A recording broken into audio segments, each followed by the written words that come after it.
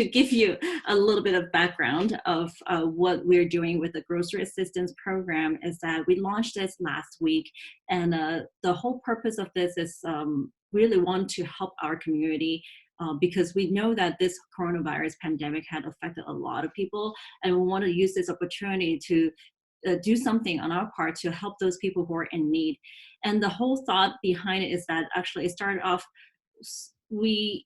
the small business program that's supposed to help a lot of small business programs, they didn't end up getting to the small business owners' hands. And as we know, just in a few days, all these funds were exhausted. So so a lot of people lost their jobs, lost their businesses. And I don't know if you know that in the city of San Jose, 43% of employment actually is from small business. So this is a huge impact to our community, imagining all these people getting laid off and also being furloughed. So this is the reason why we create this grocery assistance. I know this is not a huge help. It's just a little bit of something that we can do. But the reason why I'm doing this interview is that I really would love to share your story, people's story in our community, what this coronavirus pandemic has been affected them. The shelter in place is important. I think we really have to recognize the fact that we have to do this to slow down the spread.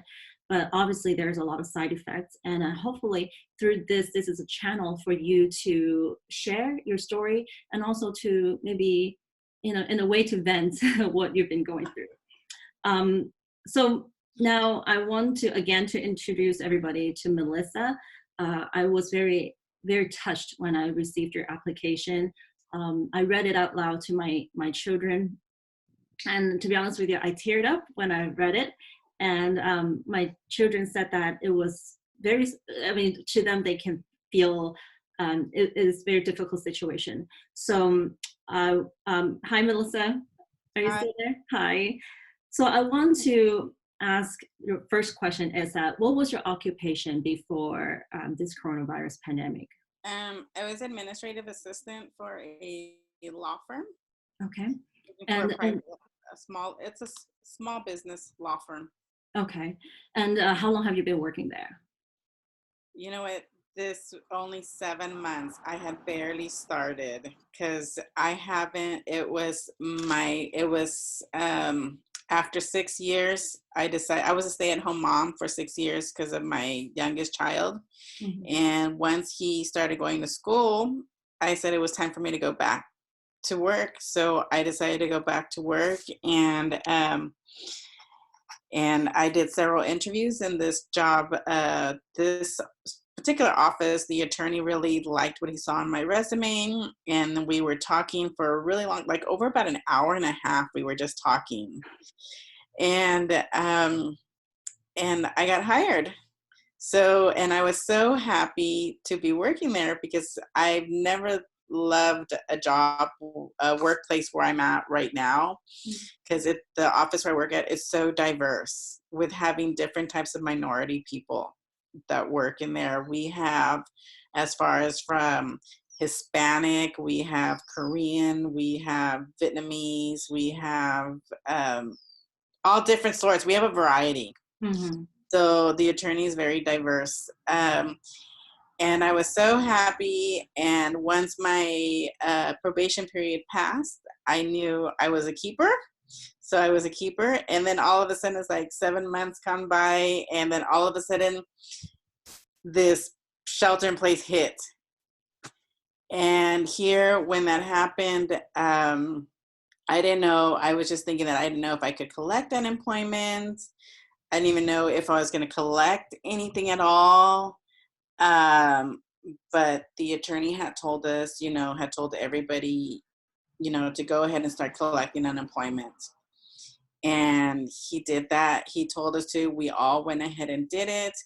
I went ahead and filed for unemployment. The hardest part for me when I filed unemployment, I filed the unemployment.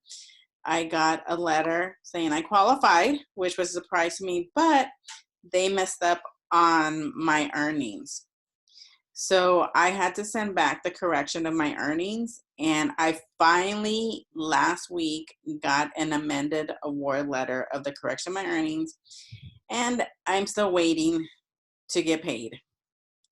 I have been trying to contact unemployment um, every single day, every hour, every half hour, and it's so hard to get a hold of them.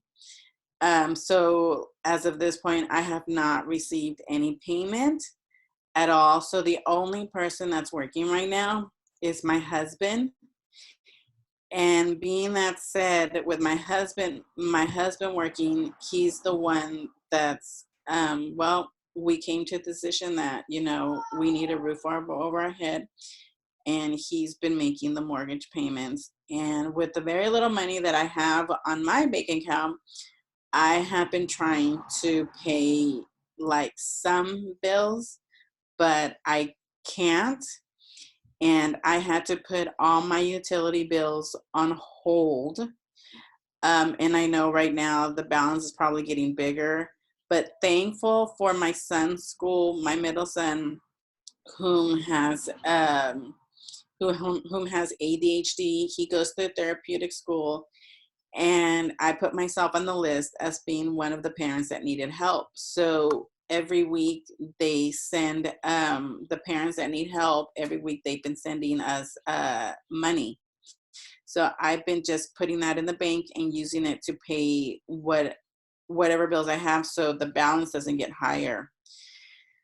It You makes had mentioned the bill you had to decide. Yeah, we had to decide on what was more important. And right now, like I've mentioned before in what I wrote, my husband is the one that's been putting food on the table and keeping a roof over our head. And I've limited a lot of stuff to my kids as far as what we could get. And sometimes they want their favorite snacks, but they can't get it. So I have to tell them no. It's so sad when you tell your children no. Yeah.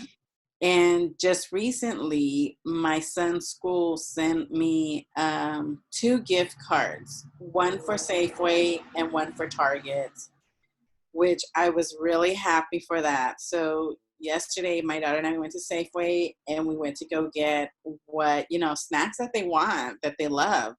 So we did that. And I know sometimes they see a lot of the stuff at Costco because mostly I buy their snacks there. But I told them we have to limit ourselves. And then also what makes it harder for me, it's a lot of stress for me because I'm sorry, I'm going to sob on this one. And I'm glad that I'm not on video. 2 years ago, I was diagnosed with cancer. And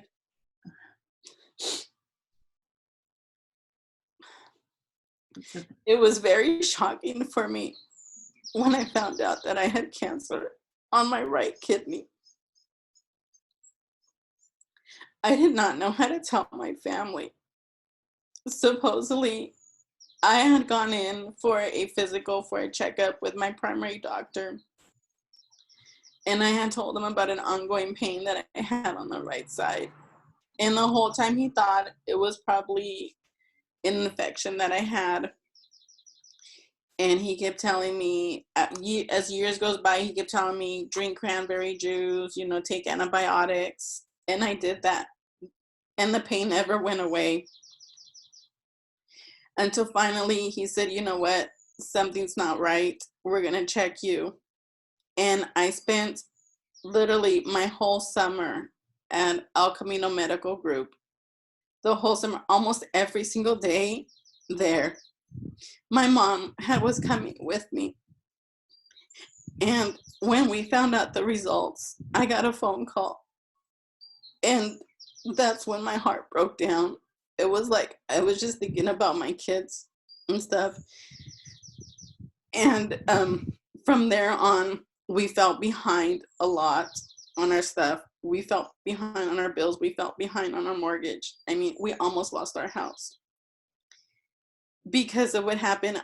We couldn't pay like the hospital bills. We couldn't pay any of our utility bills. We were barely making ends meet.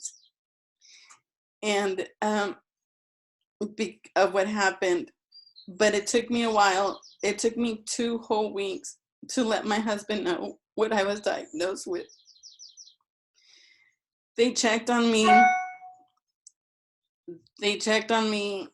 And I went to go see a urologist specialist, and they said that the cancer was in the kidney. They figured that they would save my kidney, and because it was really small, it was 2 centimeters, and we were hoping to get the surgery right away to get it removed. But being that there was no availability in any of the hospitals, Los Gatos or El Camino, so I had to wait 3 whole months to get surgery on it. By those 3 whole months, 2 centimeters became 4 centimeters, which where the urologist wanted to save the kidney, but in this case, he had to remove it, the whole right kidney. Now, I cannot be stressed because my cancer can't come back, but I have been cancer free for 2 years so far. Oh my gosh. And it's very hard for us because, especially with this pandemic that's going on, it just stresses me out because also I have 3 children that I have to homeschool, and I'm not a teacher, and I try. I'm sorry, I didn't mean to sob. No, no, Melissa, this is the whole reason why we're doing this, because So that day of my surgery, I actually had 2 surgeries in one day. I had my right kidney removed, basically everything on my right side, my right ovary, and my fallopian, because also they found a cyst that was also cancerous, and that had to be removed. So, I mean, I don't plan to have any children anymore. It'll be a miracle for me. But yeah, so it's very hard. And my husband tells me not to stress out. And it's hard because he's the only one working right now. And I can't give to my children what I would want to give. Like I see everybody else giving their kids everything what they want.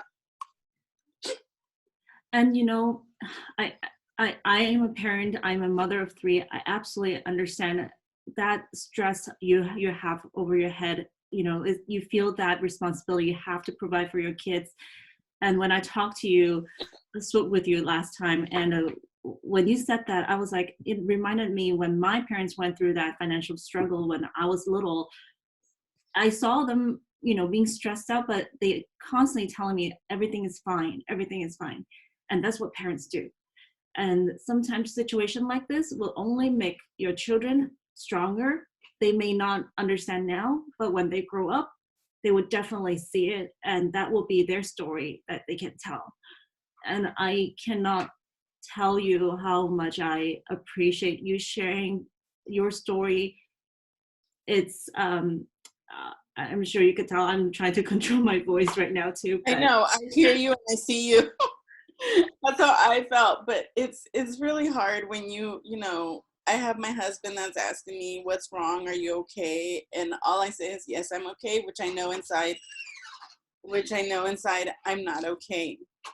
yeah, And my kids ask me to, you know, are you okay? And I know that I'm not okay because I don't want them to see me like that. And I never thought that I was going to come and be in this situation. I mean, no one ever thinks that they're going to be in a situation like that. right. I mean, we did a lot of stuff. I mean, together as a family, we've gone out to places, we've gone out to eat a lot, we've gone on vacations. And now it's like, oh, okay, that happened to me. Everything came down and everything got, you know, everything was getting worse as far as like, you know, we almost lost our house. Um, And we know we doing everything right now. It's like right now we're trying to maintain our credit by getting the payments on time. That's why we said that, you know, if we have to pick up to paying the bill, it's going to be our mortgage. right. Yep, That's because more, that's more important. And my husband had gotten like a new big family car that, you know, he's paying it off good.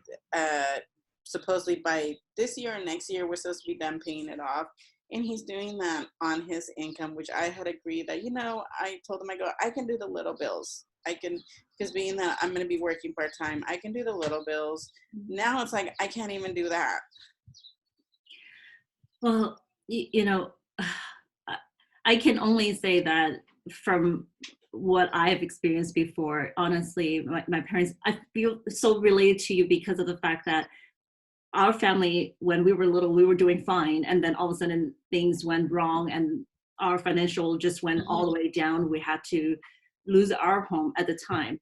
And what you're doing is so admirable because you're doing everything you can to keep that home, and that home is your family's memory, right? That's where it is. And I think it's great that you guys can still make your mortgage payment to make sure you keep your home for your children. And I know your children are so proud of you for what you guys are doing. So don't lose hope, and please reach out to other people who can help you out. Just by talking and sharing, sometimes it's amazing. Just by venting it out, you will feel so much better.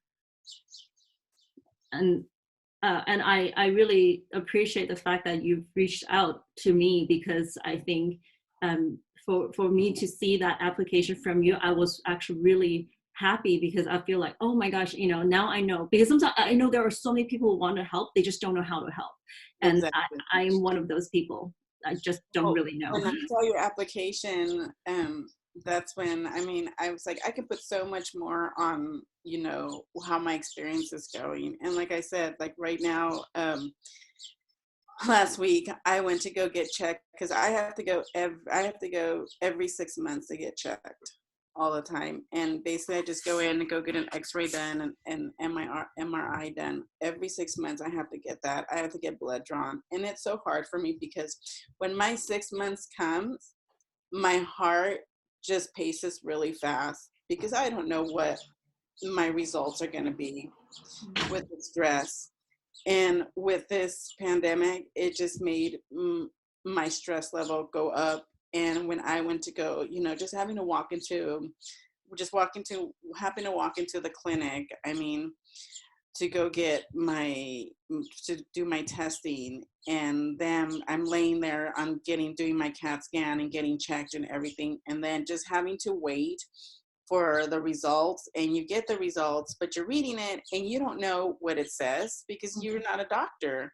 Yeah. And so I have to send an email to the doctor and say, what does this mean? And just having to wait, for me, it's just, I know doctors are busy, and just having to wait like 2 days, 3 days, it's like you're such a nervous wreck that you're just waiting. And thank God that, my results came in and I'm fine. I'm free and clear. So I've been 2 years free and clear, cancer free. But like they say, with everything around, how, with the stress level, if I don't take care of myself, it can come back to me. Yes, absolutely. It can just come back to me. And now it's harder for me, because I'm limited to a lot of stuff what I can do. I only have one kidney, and I can't do any heavy lifting. Even if I wanted to play around, try to lift up my 6-year-old or something, I can't do that, because the minute I lift him up, I'm already falling over with him, because I don't have that strength anymore. Right. And they watch over me, and they just tell me, Mom, don't worry about it. Whatever it is, especially my 15-year-old. My 15-year-old knows right away. She can read me. And she just tells me, whatever it is, Mom, don't worry, hang in there. We all got this. We're all here together. And what stresses me out the most is, just trying to get a hold of EDD, is saying, where's my payments? I would like to get my payments. As like I said, I call them every half hour to an hour. I hear people say, oh, well, we got in, if you call every hour, like 1 hour, every hour on the dot, you can get in. I've tried that since 8 o'clock in the morning. And nothing. I hear people saying, we received our stimulus check. Well, we haven't received our stimulus check yet. I don't know, especially right now that I've seen, we have the ring, and I've seen where there's people that are stealing in the mailboxes. Mm-hmm. Yeah. So it's like, and when I think about that, I'm like, that EDD money can help us out a little bit more. That stimulus check can help us out. But I don't know, for me, I was like, maybe it's an omen or something. Well, again, I honestly truly believe everything happens for good reason. no matter how you see it, I know my parents used to say they feel, I mean, probably until now, they will still say they feel guilty about what happened when we were younger. And I always tell them, it's like, oh my gosh, to me, that's like the best life story you have given to me. So I've grown up a lot during that time, and I think your children actually getting this blessing. Sometimes children are way too blessed these days and they don't know how to handle adversity, but you are giving them this opportunity to learn how to handle adversity, and they will become so much stronger when they grow up. So I don't want you to be stressed anymore.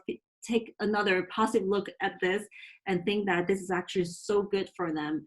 Um, uh, yeah, I mean, is there anything else you want to share? Because I just. Also, I just wanted to share that, with this pandemic, it's like I'm trying my very best, but also with the little money that I have in my account, I try to treat them to something nice. Like over the weekend, I don't want to bother my husband with the money of having, let's treat the kids this, because I mean, he puts the bigger part as far as having, I mean, the bigger part, what I mean is the house. Mhm. So, and I know right away, it's like, it's like, oh my goodness, if I ask him for this, I was like, I don't want him to be like, well, I just made the house payment and stuff.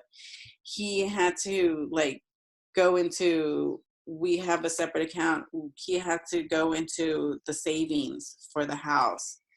And that's what he's doing right now, just having to pay the house. Cause I told him, I don't want to call the bank and put the house, like, let's put it on what do they have right now? Like a Like a forbearance department. or Yeah. something. Like a And then towards the end, you have to pay it all. What Mhm. happens if we don't have the money to pay it all? Right. Because we had used it for something else that we needed urgent.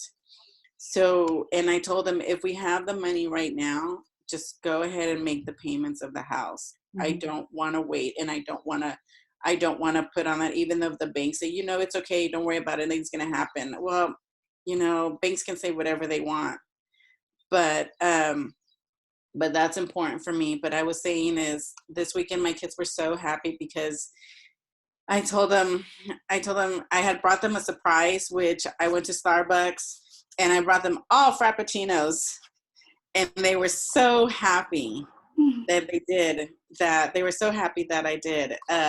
3 weeks ago, right after, like 2 weeks after the pandemic, we were so used to having fun Friday, every Friday, like going out to eat. Each one of us picked our own restaurant. It was either Mod Pizza or Chick-fil-A or Five Guys or In and Out. We would each pick where we want to eat. And and 2 weeks before, when I told them about that, how Fun Friday is not going to happen anymore, I saw their faces. They were so sad that 2 weeks before the pandemic, 2 weeks after when the pandemic started, I told everybody hop in the car.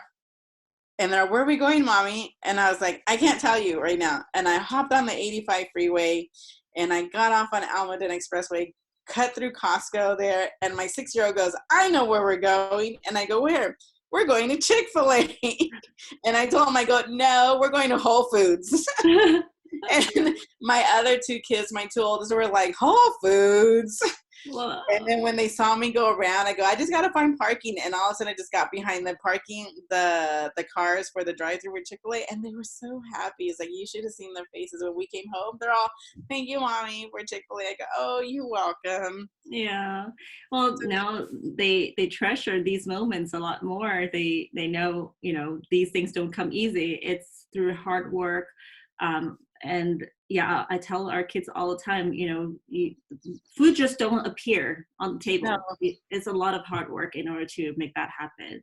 I really, really appreciate, Melissa, for sharing your story with everybody. I think I just want to make sure that I leave this with, stay strong, and you are actually doing an amazing job. Your kids will be so proud of you when they grow up and then think back what you are trying so hard to keep them happy, even though you yourself feel the stress, feel the pressure from this whole pandemic and also your own health issue. I really appreciate you talking to us. Oh, thank you so much, Helen. Yeah, I really appreciate it. And thank you for, I mean, it's not much, but it's something for the help. yes, Thank definitely. you. Yeah, well, you take care, and I'll in a little bit, I'll be dropping off your gift card. So hopefully you get to buy something, something good snacks for your little ones. Oh yes, they miss that. They miss the whole snacks thing. Well, you take care, and I'll stay in touch with you. Thank you so much. No You take problem. care. Bye bye. Bye.